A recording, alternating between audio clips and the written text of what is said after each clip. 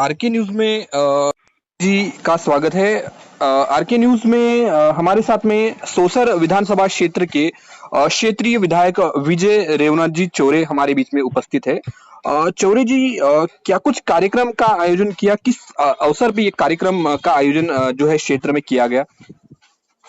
ये सौसर में हमने कल ब्लड डोनेशन कैंप लगाया था। मेरे पिता स्वर्गीय रेवनाथ चौधरी जी जो पूर्व मंत्री थे मध्य प्रदेश शासन के, जी जी उनकी जी। स्मृति में कल पुण्यतिथि के अवसर पर लगभग 53 लोगों ने रक्तदान का शिविर का आयोजन किया, जिसमें हमारे सभी साथियों ने बड़ा चढ़ बढ़कर भाग लिया।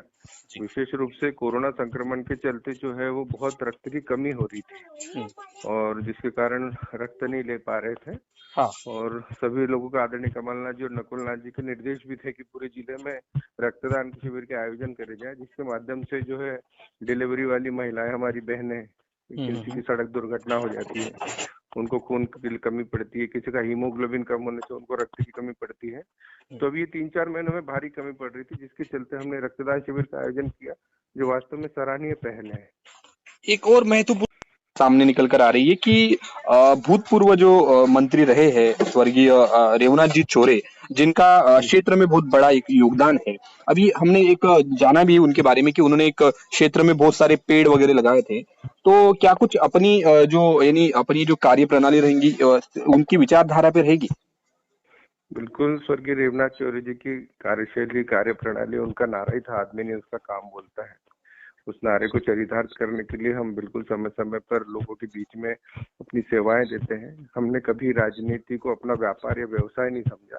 हमने हमेशा समाज सेवा के रूप में इसको स्वीकार किया है और किसी पद पर रहे नहीं रहे, हम निरंतर जनता की सेवा में लगे रहेंगे। दूसरी बात, कोरोना काल में जो इस महामारी में जो एक सराहनीय पहल जो है अपनी तरफ से की जा रही है, क्या कुछ सोसर क्षेत्र की जो विधानसभा है वो कोरोना काल के लिए क्या सक्षम है अभी फिलहाल में, ये जो तीसरी लहर आ रही है? बिल्कुल सही बात कह रहे हैं आप। कमलनाथ जी और नकुलनाथ जी ने जो बड़ी बड़ी सौगातें दी हैं, 350 ऑक्सीजन के सिलेंडर पूरे जिले में, जिसमें सौसर को भी सिलेंडर मिले हैं। वेंटिलेटर जो पहले पूरे जिले के 2 हुआ करते थे, अब पूरे जिले में 17 वेंटिलेटर, और उसमें सौसर को भी 2 वेंटिलेटर की सौगात मिली है। जगह जगह ऑक्सीजन के टैंकर पहुंचाना, रेमडेसिविर इंजेक्शन हो, फेविफ्लू हो, टैबलेट हो, सारी चीजों की व्यवस्थाएं कमलनाथ जी ने की है। और मैंने स्वयं भी अपने विधायक निधि से एक 20 लाख रुपए की लग्जरी एम्बुलेंस जो मरीजों को ले जाने के लिए, और दूसरा एक मोखेड़ विकासखंड में शवयान। तो ये बहुत बड़ी इस हमने दौरान आपको तीसरी क्या कुछ जो शासन की जो कार्य प्रणाली में क्या कुछ बाधाएं कुछ बीच में आई थी?